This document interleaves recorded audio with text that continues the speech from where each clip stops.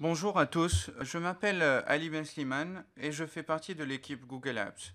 Je vais vous présenter aujourd'hui les principales étapes nécessaires à la configuration de votre compte Google Apps. Cette présentation sera particulièrement utile à ceux qui se sont déjà inscrits à Google Apps avec leur domaine et qui ont eu l'occasion de découvrir le panneau de configuration administrateur.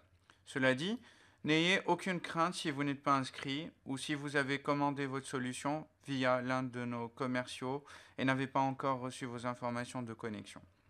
Cette présentation du processus de configuration de Google Apps vous sera tout de même utile et vous pourrez vous inscrire ensuite en accédant à la page google.com/a.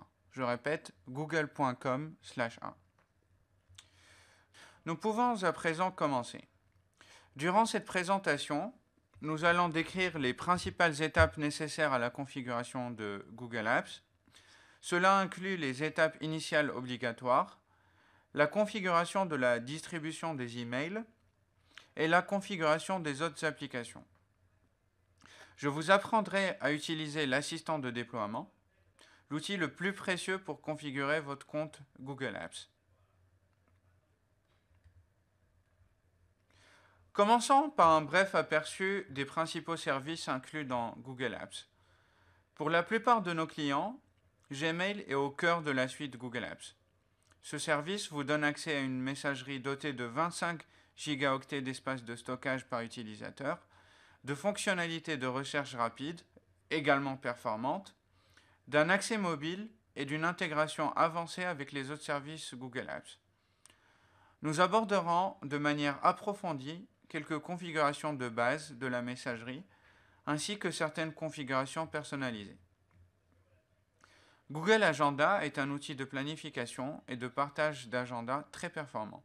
Il vous aidera à organiser, partager et coordonner l'ensemble de vos activités. Google Documents est un outil à la fois léger et performant qui vous permet de créer des documents, des feuilles de calcul et des présentations. Vos utilisateurs peuvent collaborer en temps réel sur le même document. Donc vous n'avez plus besoin de faire circuler vos documents en pièces jointes par email, ni de synthétiser les modifications a posteriori. Ce service est inclus dans votre abonnement Google Apps sans frais supplémentaires. La suite Google Apps comprend de nombreux autres services, notamment ceux de la suite principale présentés ici. Toutefois, nous parlerons aujourd'hui essentiellement de la messagerie. Pour ceux qui n'ont pas encore créé leur compte Google Apps, la première chose à faire est d'accéder à la page google.fr/a et de s'inscrire pour une période d'essai d'1 mois. Je répète, google.fr/a, A comme apps. Lors de votre inscription, veillez à indiquer le domaine associé à votre messagerie principale. Cela vous permettra de gagner du temps par la suite si vous décidez d'adopter Google Apps et vous évitera de recommencer la configuration. N'ayez aucune crainte, la création du compte n'aura aucune incidence sur votre site web ou sur votre système de messagerie actuel. Nous pouvons à présent commencer. Ce que vous voyez à gauche est une partie du guide de configuration disponible dans votre panneau de configuration administrateur Google Apps. Ce guide vous orientera tout au long du processus de configuration et nous ferons référence aux différentes sections qui le composent durant la présentation. Commençons par les premières étapes obligatoires.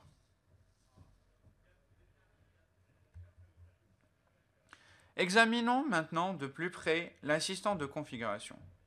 Je vais afficher un vrai compte Google Apps afin que vous puissiez voir comment cela se présente. Donc pour accéder à l'espace administrateur, il suffit de taper google.com/a comme apps / votre nom de domaine. Donc ici en l'occurrence, mon nom de domaine est webinaire googleapps.fr. Donc ici on me demande de renseigner mon nom d'utilisateur et mon mot de passe, ce que je vais faire.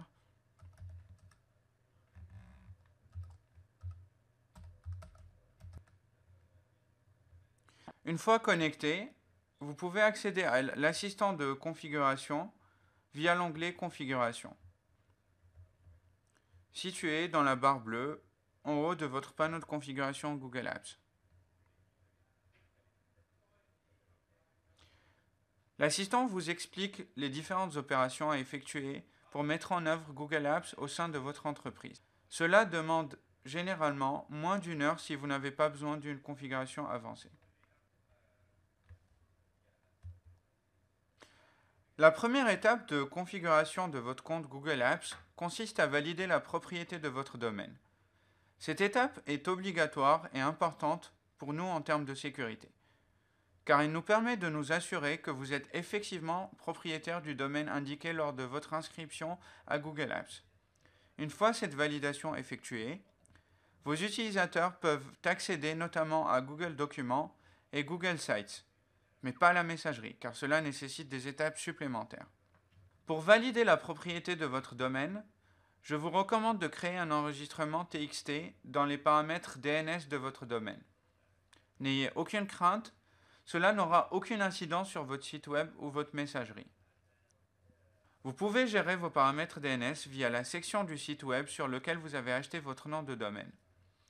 Dans certains cas, ces paramètres DNS sont gérés par un tiers auquel vous avez donc demandé de créer le fichier TXT à votre place. Mais laissez-moi plutôt vous montrer en direct comment effectuer cette validation. Donc je reviens sur mon panneau de configuration administrateur Google Apps. Je vais sur le tableau de bord et je clique Activer Google Apps. Cliquez ensuite sur Autre méthode. Sélectionnez Ajouter un enregistrement DNS à la configuration de votre domaine.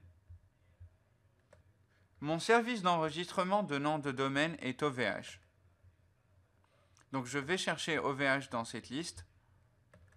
Si vous utilisez un autre hôte de domaine que vous ne trouvez pas sur la liste, l'interface peut se présenter un peu différemment. Vous trouverez des instructions de validation pas à pas pour différents fournisseurs dans votre assistant de configuration. Si votre fournisseur de domaine ne figure pas dans la liste, sélectionnez Autre afin d'accéder à des instructions génériques détaillées. Comme vous voyez ici, j'ai la liste des instructions pour mon hôte qui est ovh.com. Je me connecte maintenant à mon service d'enregistrement de nom de domaine qui est OVH. J'accède à la partie administration de mes produits. Je sélectionne produits. Donc, mes produits. Voir produits. Et ici, je vois le nom du produit. Donc, mon nom de domaine, webinaire googleapps.fr. Je clique dessus et je clique sur domaine. Une fois sur domaine, je vais sur zone DNS et là, j'ai le choix de créer plusieurs types d'enregistrements. Je vais créer un enregistrement de type TXT, puisque c'est ça qu'on me demande sur les instructions. Donc là, vous voyez, j'ai deux champs. Là, je n'ai plus qu'à coller la chaîne de caractères qu'on me donne ici. Donc je suis les instructions sur le panneau de configuration administrateur. On me dit de laisser le champ sous-domaine vide et dans le champ valeur de copier-coller l'enregistrement TXT suivant. Et je clique valider. Là, je vois dans la liste de mes enregistrements DNS que j'ai créé un fichier TXT comme demandé dans le panneau de configuration administrateur. J'enregistre mes modifications et je reviens sur le panneau de configuration administrateur pour indiquer que j'ai validé mon domaine. La validation du domaine est terminée. En revenant sur le tableau de bord, je vois que mon compte Google Apps est actif et qu'on m'invite à continuer la consultation du guide de configuration. Voyons à présent comment créer des comptes utilisateurs, des groupes et les adresses e-mail dont vous aurez besoin. Pour créer un compte utilisateur, ouvrez l'onglet Organisation et utilisateurs. Vous pouvez ensuite procéder de deux manières. La première méthode consiste à créer les comptes utilisateurs un par un à l'aide du bouton « Ajouter un nouvel utilisateur ». Il suffit alors d'entrer le nom, le prénom et l'adresse email de l'utilisateur pour créer le compte. L'utilisateur obtient un mot de passe temporaire qu'il pourra modifier lors de sa première connexion. L'administrateur peut modifier ce mot de passe pour l'utilisateur. La deuxième méthode consiste à créer les comptes utilisateurs par lot, en important un fichier CSV contenant la liste des comptes à créer.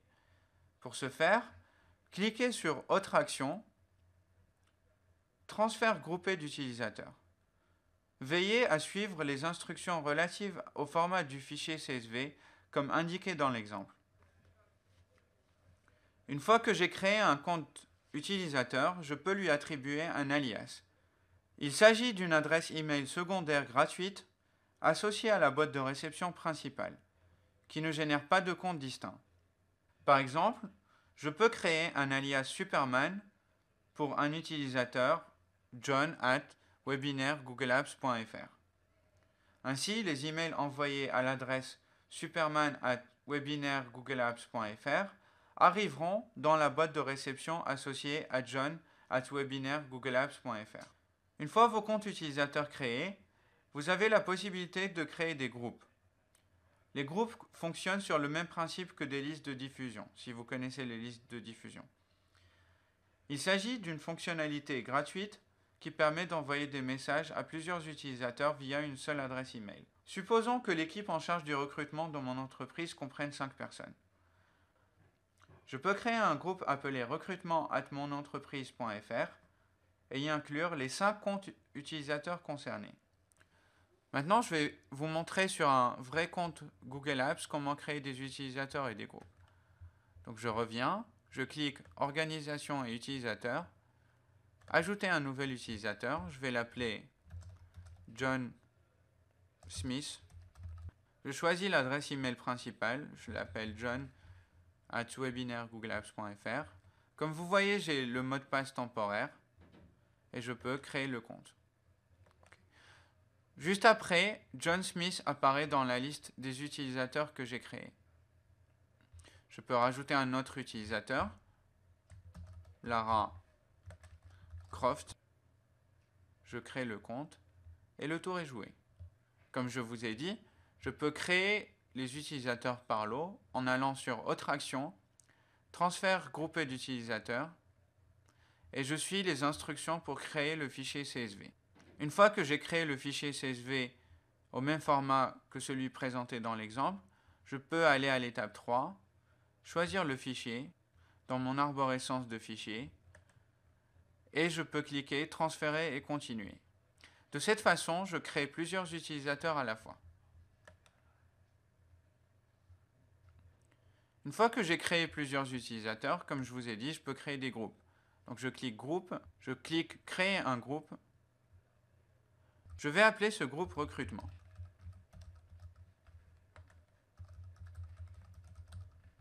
Créer un groupe. Et là, je choisis les membres. Donc là, je tape les adresses email des membres que je veux rajouter. Je vais rajouter john@webinairegoogleapps.fr et lara@webinairegoogleapps.fr. Et je peux cliquer Ajouter. De cette façon, j'ai créé un groupe appelé recrutement@webinairegoogleapps.fr avec John et Lara comme membres. Donc maintenant, si j'envoie un email à recrutement@webinairegoogleapps.fr, cet email va arriver à John et Lara en même temps. Donc je reviens maintenant à mon tableau de bord une nouvelle fois.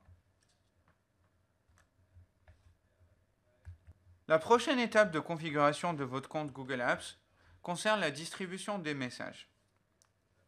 Actuellement, lorsque quelqu'un envoie un email, ce dernier arrive au serveur DNS de votre domaine, qui lui indique vers quelle messagerie aller. Le serveur DNS de votre domaine comprend un ensemble d'enregistrements appelé MX, qui indique vers quel serveur de messagerie, Exchange, Lotus Notes ou un autre fournisseur de messagerie, les messages adressés à votre domaine doivent être expédiés. Vous pouvez ensuite lire les emails de votre serveur de messagerie actuel à l'aide d'un client de messagerie tel que Outlook, Apple Mail, Thunderbird, etc. Lorsque vous passez à Google Apps, vous devez faire en sorte que vos emails soient envoyés au serveur de Google, plutôt qu'à votre serveur de messagerie actuel. Vous devez donc modifier les enregistrements MX dans vos paramètres DNS. Je vous indiquerai comment faire lors d'une démonstration rapide. Donc on va aller sur le panneau de configuration administrateur. Cliquez sur Activer la messagerie électronique dans le tableau de bord de votre panneau de configuration. Un autre menu déroulant vous permettra de sélectionner votre hôte de domaine afin d'obtenir des instructions pas à pas suivant l'interface de votre hôte. Si votre fournisseur de domaine ne figure pas dans la liste, sélectionnez Autre afin d'accéder à des instructions génériques détaillées. Dans mon cas présent, je vais sélectionner OVH. Vous trouverez dans ces instructions la liste des serveurs MX à insérer dans vos paramètres DNS pour commencer à recevoir des emails dans votre messagerie Google Apps. La liste des serveurs MX est donnée avec leur priorité. À ce stade, vous devez trouver la section appelée MX ou Mail Exchanger dans vos paramètres DNS.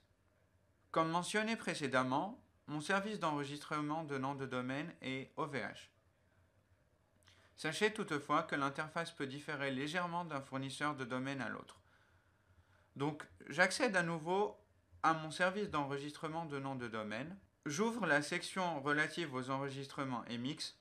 Je supprime les anciens enregistrements MX.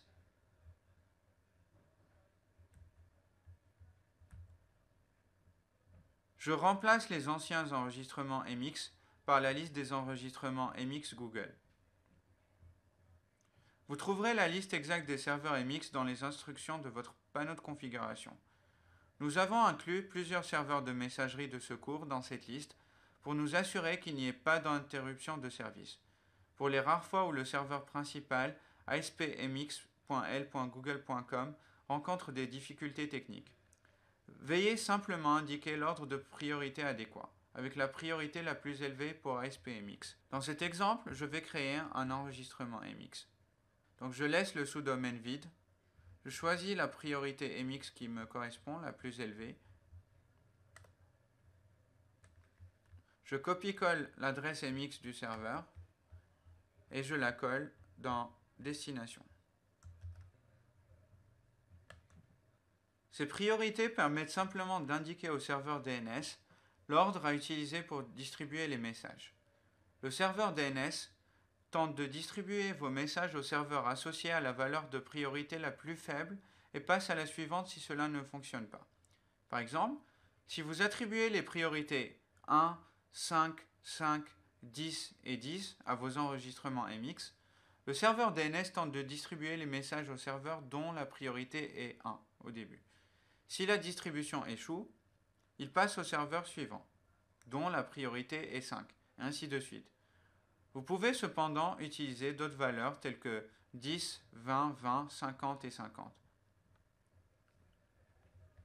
Une fois les enregistrements MX créés sur vos paramètres DNS de domaine, vous revenez sur le panneau de configuration administrateur et vous cliquez « J'ai effectué cette procédure ».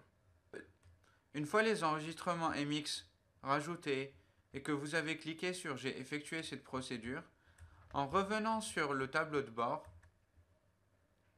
vous allez voir qu'il y a une mise à jour des serveurs Google qui s'effectue et ensuite votre messagerie sera active. Cette diapositive répertorie certaines des meilleures pratiques à observer pour configurer la distribution des emails. Tout d'abord, vous devez impérativement créer vos comptes utilisateurs avant de modifier vos enregistrements MX. Ensuite, vous devez informer les utilisateurs du passage à Google Apps et leur communiquer leur nom d'utilisateur et leur mot de passe afin qu'ils puissent se connecter à leur nouveau compte Google Apps lorsque celui-ci sera activé. Nous vous recommandons de modifier vos enregistrements MX le vendredi après-midi ou lors d'une journée où les échanges d'emails sont restreints, car la prise en compte de ces modifications peut demander jusqu'à 48 heures. Pendant ce laps de temps de 48 heures, il n'y a aucune perte de message. Tout ce qui peut se passer, c'est que certains messages continueront d'arriver sur votre ancien serveur. Le seul risque pendant ce laps de temps, c'est que certains messages continueront d'arriver sur votre ancien serveur. Maintenant que votre messagerie est activée, voyons les différentes possibilités dont vous disposez pour consulter vos messages. La méthode la plus simple pour accéder à votre messagerie Google Apps est d'ouvrir Gmail. Donc gmail.com dans un navigateur web. Gmail est rapide, pratique et ne requiert aucune configuration supplémentaire, contrairement aux autres clients de messagerie. De plus, nous ajoutons constamment de nouvelles fonctionnalités à cette interface web. Si vous souhaitez bénéficier des toutes dernières innovations disponibles, aidez vos utilisateurs à se familiariser avec Gmail. Voici quelques-unes des principales fonctionnalités offertes par l'interface Gmail. Vous pouvez facilement effectuer une recherche pour retrouver rapidement un message ou une conversation de chat, juste à partir de la barre de recherche ici. Gmail est parfaitement intégré dans les autres services Google Apps, notamment avec l'affichage direct des documents et agendas dans votre boîte de réception.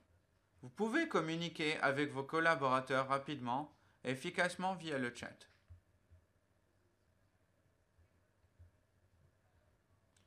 Tenez votre liste de tâches à jour afin de n'en oublier aucune. Enfin, gérez et classez vos emails automatiquement à l'aide des libellés et des filtres. Le meilleur moyen de découvrir les fonctionnalités est de les essayer, soi-même dans Gmail, ou de lire les différentes rubriques du centre de formation Google Apps à l'adresse learning.googleapps.com. Cet outil est vraiment intuitif et facile à utiliser. Nous vous recommandons d'utiliser Gmail dans un navigateur pour un confort optimal. Toutefois, vous avez la possibilité de l'utiliser avec d'autres clients de messagerie. Les personnes qui utilisent Outlook depuis des années peuvent ainsi continuer d'utiliser ce client de messagerie avec Google Apps. En effet, nous mettons à votre disposition un outil de synchronisation appelé Google Apps Sync for Microsoft Outlook qui réalise la synchronisation bidirectionnelle entre Google Apps et Outlook. Une fois le plugin téléchargé et installé sur l'ordinateur de vos utilisateurs, celui-ci synchronise l'ensemble des emails, agendas et contacts automatiquement. Pour transférer vos messages vers d'autres clients de messagerie, tels que Thunderbird et Apple Mail, utilisez le protocole IMAP ou POP. Vous trouverez dans le centre d'aide des instructions détaillées pour tous les clients de messagerie. Les clients Google Apps for Business ont en outre des fonctionnalités complètes de synchronisation avec les appareils mobiles. Je vais maintenant vous montrer comment accéder à vos données Google Apps à partir des appareils mobiles les plus répandus. La configuration sur Android est vraiment simple. Il suffit d'accéder à Paramètres, Compte et synchronisation, ajouter un compte, de saisir vos informations de connexion et le tour est joué. Vous pouvez sélectionner les éléments à synchroniser, email, agenda et contact. Pour les appareils Apple tels que l'iPhone et l'iPad, vous devez ajouter votre compte Google Apps en tant que compte Microsoft Exchange, comme indiqué sur cette diapositive. L'option permettant d'ajouter un compte Gmail est réservée aux comptes de particuliers, dont l'adresse email se termine par @gmail.com. L'option permettant d'ajouter un compte Gmail est réservée aux comptes de particuliers, dont l'adresse email se termine par @gmail.com. Vous devez utiliser le protocole Exchange pour les comptes Google Apps for Business. Pour le BlackBerry, utilisez votre navigateur BlackBerry pour accéder à votre messagerie. Et notre application Google Sync pour l'agenda et les contacts. Pour ceux d'entre vous qui utilisent la version d'essai, pensez à configurer votre futur service avant la date d'expiration de votre essai. Si vous optez pour la facturation en ligne, vous avez le choix entre deux forfaits. Le forfait modulable, à 4 € par compte d'utilisateur et par mois, vous permet d'ajouter et de supprimer des comptes d'utilisateurs à tout moment. Vous payez uniquement pour le service utilisé au cours du mois et vous êtes facturé de façon mensuelle. Avec le forfait annuel, à 40 € par compte d'utilisateur et par an, vous engagez envers Google Apps pour une année complète et bénéficiez d'un tarif réduit. Vous pouvez rajouter des comptes d'utilisateurs à tout moment et le paiement de votre abonnement annuel est mensualisé. En ce qui concerne le paiement, vous disposez de deux modes largement répandus. Carte de paiement. Si vous choisissez cette option en tant que mode de paiement principal, votre service entre en vigueur peu après l'envoi de vos informations bancaires. Ou sinon, Virement bancaire ou prélèvement automatique. Avec cette option, vous transférez des fonds sur le compte bancaire Google. Si vous optez pour ce mode de paiement, notez que la réception de votre paiement demande généralement 5 à 10 jours ouvrés. Par conséquent, veillez à initier le virement avant le terme de votre période d'essai pour éviter toute interruption de service. Si vous êtes passé par un conseiller commercial, la facturation devrait être effectuée hors ligne. La dernière partie de l'assistant de configuration vous explique comment former vos utilisateurs et précise les options d'assistance dont vous disposez. Comme vous avez pu le constater au cours de cette présentation, l'assistant de configuration est le meilleur moyen de suivre la progression de votre déploiement. L'assistant passe en revue toutes les étapes de configuration nécessaires pour mettre en œuvre votre compte Google Apps et vous pouvez évidemment les suivre à votre rythme. Cependant, si vous rencontrez des difficultés ou des problèmes techniques, vous pouvez contacter notre équipe d'assistance. En tant que client Google Apps for Business, vous bénéficiez de l'assistance de notre équipe 24 heures sur 24 et 7 jours sur 7 en langue anglaise. Pour les autres langues, allemand, anglais, espagnol, français, italien et hollandais, nos équipes sont disponibles de 8h à 16h GMT. Pour déposer une demande d'assistance, accédez à votre panneau de configuration administrateur, cliquez sur l'onglet Assistance, Assistance par email, sélectionnez le sujet correspondant à votre problème, et puis ensuite vous pouvez rentrer votre demande. Vous disposez en outre du centre d'aide en ligne et du centre d'aide pour les administrateurs qui fournissent de nombreuses ressources et permettent de répondre à la plupart de vos questions. Nous consacrons beaucoup de temps et d'énergie à enrichir le centre d'aide afin qu'il soit aussi complet que possible et puisse répondre à la plupart de vos besoins. Si vous ne l'avez pas encore fait, commencez par vous inscrire sur la page google.fr/a comme apps pour une période d'essai d'1 mois. Vous n'avez pas besoin de fournir vos coordonnées de carte bancaire lors de l'inscription. Par conséquent, cela ne vous engage à rien. Merci encore pour votre attention. Je vous rappelle mon nom, Ali Ben Slimane de l'équipe Google Apps. J'espère que Google Apps vous donnera entière satisfaction.